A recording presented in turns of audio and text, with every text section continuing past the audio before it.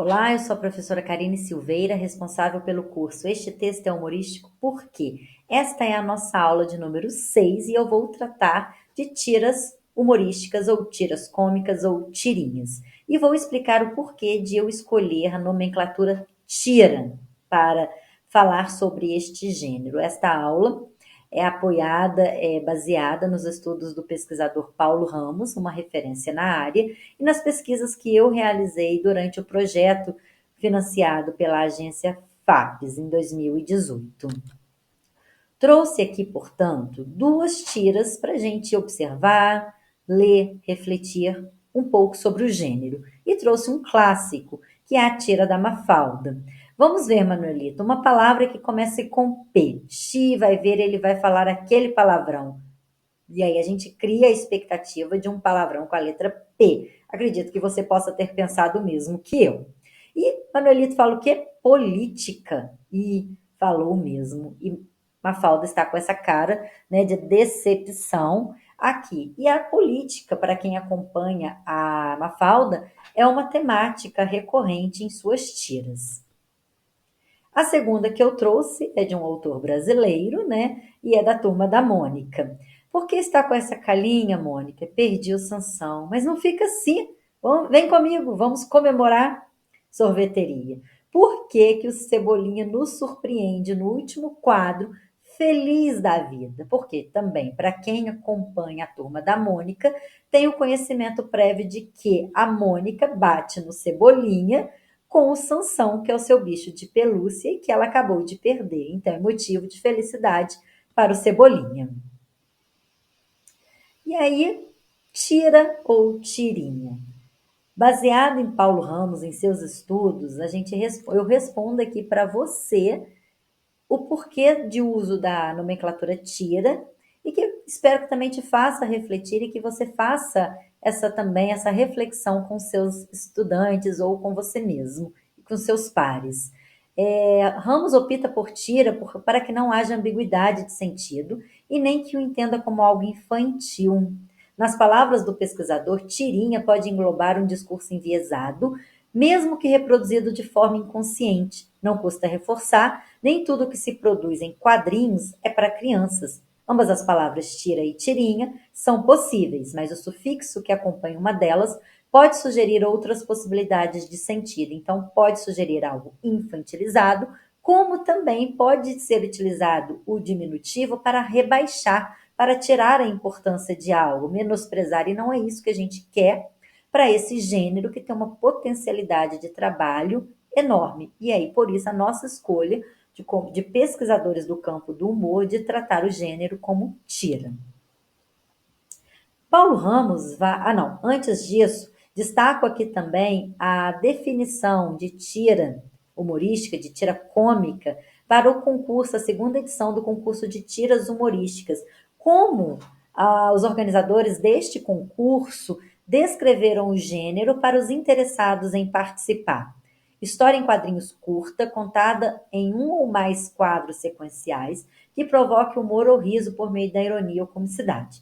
Pode ter conteúdo cartunístico, xiste intemporal, ou assemelhar-se a charge, inspirada em fato político da atualidade.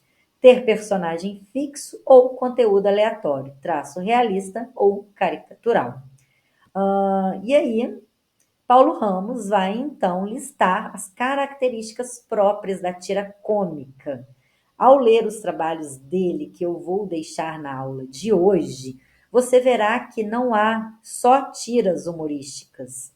Há também tiras filosóficas, tiras autobiográficas, mas a que nós mais temos contato no jornalismo, nas redes sociais, são as tiras cômicas ou tiras humorísticas. Elas apresentam um formato físico, fixo, de uma coluna. A tendência é que o formato seja horizontal, de um, mais comum, ou dois andares. Em revistas em quadrinhos, pode aparecer também na vertical. E não só em revistas em quadrinhos, mas também nas redes sociais, para que a tira ou texto caiba todo em um único post, ela também é apresentada na vertical. Agora, com o recurso do carrossel, ficou mais fácil, porque aí a gente vai passando o dedo e vai lendo a história na vertical, e geralmente no último quadro o autor posta o texto todo, a tira completa, e aí sim, verticalizada. A tendência é de uso de poucos quadrinhos, dada a limitação do formato, o que constitui narrativas mais curtas. Em geral, fica entre 1 e 4 quadros ou vinhetas. A tendência é de uso de imagens desenhadas. Há registro de casos que utilizam fotografias, mas são bem mais raros, né? Não é tão recorrente. Além disso, em jornais é comum aparecer na parte de cima da tira o título e o autor, o que não acontece quando elas estão em coletâneas de livros ou blogs, porque essas informações são retiradas, pois já aparecem na capa da obra ou na circulação virtual. Os personagens podem ser fixos ou não, há predomínio da sequência narrativa, com uso de diálogos, o tema abordado é humorístico, há tendência de criação de um desfecho inesperado, como se fosse uma piada por dia. A narrativa pode ter continuidade temática em outras tiras. E neste momento, acredito eu que você possa estar se lembrando na nossa aula de número 3 das características da piada. Elas apareceram aqui nas características da tira. E eu vou falar disso no último slide desta aula. Continuando, é fundamental destacar para a interpretação desse gênero textual a presença de uma armadilha no final da narrativa, que apresenta uma situação até então imprevista, surpreendente e que gera comicidade. Ou seja, o humor é gerado pela presença do elemento surpresa, nosso conhecido da aula de número 1, teoria do script semântico do humor ou teoria da incongruência. Constitui um desfecho inesperado, isto é, algo que o leitor não cria expectativas que vá acontecer. Caso tenha tido dúvidas, retorne na aula de número 1. Partindo da afirmação acima de que as tiras cômicas são pautadas pelo humor, faz necessário compreendermos como o efeito de sentido humorístico é construído. Evidenciamos para isso as técnicas conhecimento prévio e inferência duplo sentido, que fazem parte daquela listagem de 43 técnicas que eu apresentei na aula de número 2, categorias do risível. Pois bem, revise esta aula também. A tira que eu trouxe aqui para análise está verticalizada, foi selecionada lá do Instagram do Samuel de Góes, e ela necessita de conhecimento prévio, tem sentido confiável, sentido não confiável. Vamos lê-la. Sai, vai, pode ir saindo. O que eu faço agora? Dá teus pulos. E aí, qual o conhecimento prévio? Qual animal nós temos aqui? O canguru. Canguru é um animal típico da Austrália. E qual que é a sua característica principal? Dar saltos. E possuir uma bolsa marsupial, onde o filhote termina ali a sua gestação, completa a sua gestação. E está pronto para sair, para poder virar, né, ser independente.